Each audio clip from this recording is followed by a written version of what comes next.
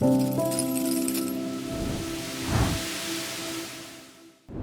whole life, whether I was doing well or doing very poorly, which I have, I've always wanted to know, how do I get to that next place? Okay, how do I get myself individually, as an individual, to that next place?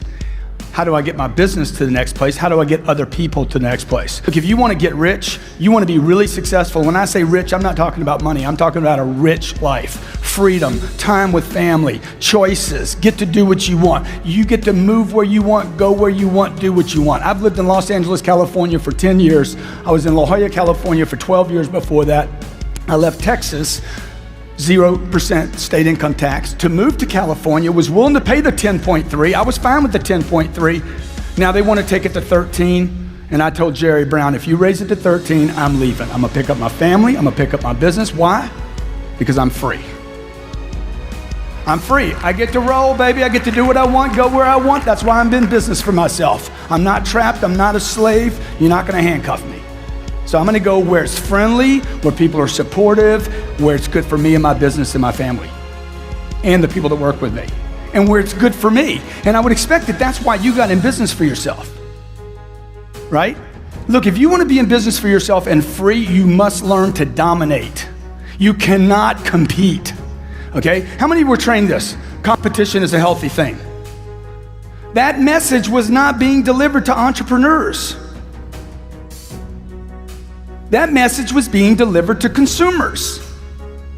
There was somebody saying, look, the more oil companies we have, the better, because it's good for the customer, right? The more technology companies we have, it's not just Microsoft, the better for the customer. And inventions and improvements in products comes from competition. But if you're the one playing the game, you want to dominate the field. Would you agree? Let's say I'm playing a football game or a basketball game or a baseball game. I want to be on offense the whole time. If I owned banks, I'd want to own every bank. I'd want the new world order. I'd want to dominate planet Earth. Okay, you're in a new economy. How many believe this economy, the one you're in right now, is extremely fragile, filled with tremendous amounts of uncertainty? Anytime I have production stall in any of my companies, the first thing I look at, I don't look for talent. I look to get rid of people. First thing I do every time, who can I get rid of? I'm looking for somebody to freaking kill. I need to get rid of somebody. You know why? Because I push with so much force into my universe, into my businesses, whether it's buying real estate, apartments, whether it's pushing rents up, whether it's doing my seminar business, my book business. I push so hard that if I'm not getting results all the time, somebody has to be pushing back. Somebody in my organization actually has to have the intention, conscious or unconscious, to hold me up. The first thing I'm gonna do is start getting rid of people. Okay, who is it? Who is it? I'm looking for the cancer in my organization. You know, you talk about people dying from disease. Look, people die from negativity every day. They just gotta wait 80 years to make it official. It's the media. The media, 800 TV channels spew negativity onto the American public and every other country on planet Earth. They just puke it on you. Oh, but I watch Fox. Good. They puke at Fox and they do at MSNBC. It's just you're in agreement with the puke. Don't watch the news. Decide when you leave here today to make the news. Right? You don't read the newspaper, you write newspaper articles. You don't read books. Yeah, read them, but learn to write them. And you don't need to spend a lifetime writing the book. This was 3 hours. Okay, we sold 40,000 copies of this one book and it was self-published. It's never, ever, ever been in a bookstore. A guy writes me, says, man, you got misspelled words all in that book. I'm like, yeah, so what, where are they? 123, 128, 134, 165, 120. I'm like, yeah, and bad grammar too. I'm like, yeah, what's your point, dude? I don't know, what's your point, man? Why you keep telling me that? He's like, because man, you got misspelled words in the book. It's a bestseller, bitch. The word bitch, look it up in the dictionary, means a complainer, a whiner, an excuse maker. I wear a little band on my pin here, on my wrist here. It's a little black band and it says, champions dominate. And on the other side, don't be a little bitch.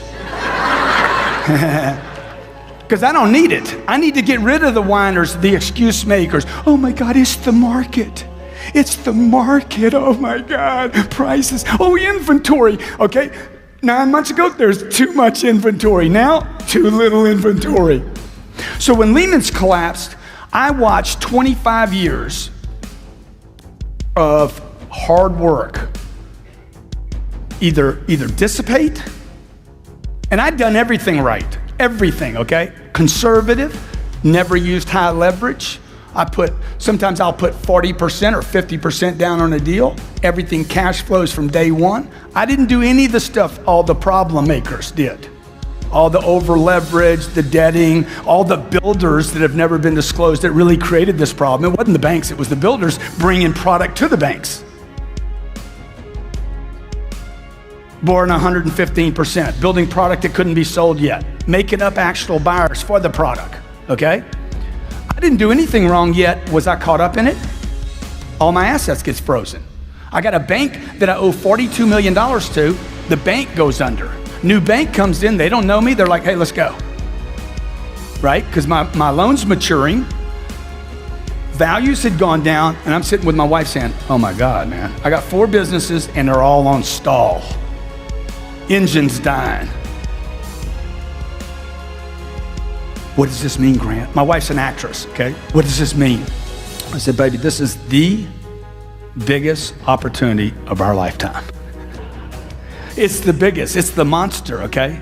Now here's the problem with it. You're gonna 40% less than you've seen me before. Okay, you're not gonna see me much. Because I'm gonna go out into the marketplace right now and I am gonna literally cover up. This is my moment to expand into the marketplace while everybody was doing what? What was everybody doing for 3 years?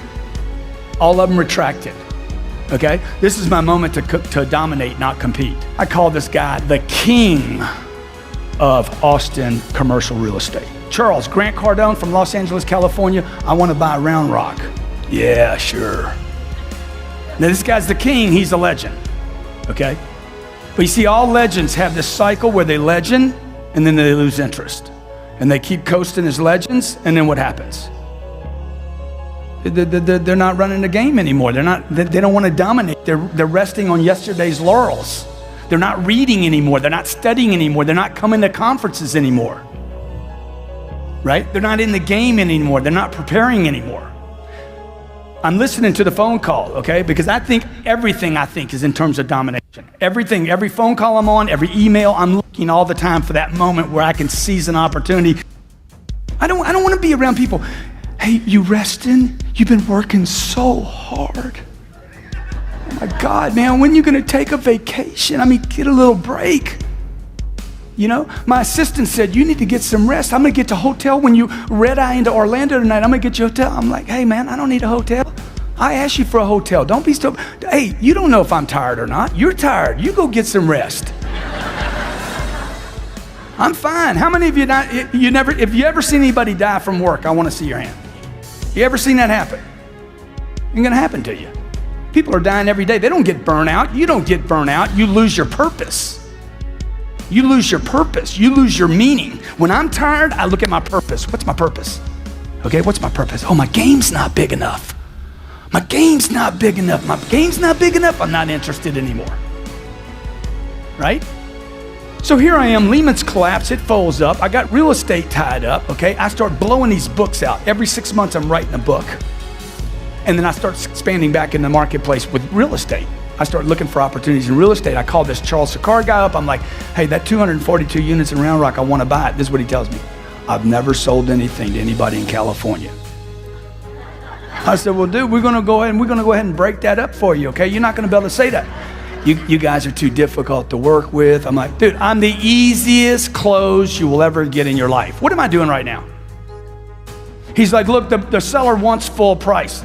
Product's been on the marketplace for 10 months. I don't tell Charles it's been on the market for 10 months. I don't tell Charles it's overpriced. This is what I tell Charles. I'm gonna buy it. I'm gonna close in 30 days. I'm going there tomorrow. I'll be there tomorrow. I'm on a plane tomorrow. Would you at least drive over there and meet me? Okay, it's 2,000 miles for me and it's probably 18 miles for you. I'm gonna pay full price for it, Charlie, okay? It's gonna be the easiest deal you ever did in your whole freaking life, okay?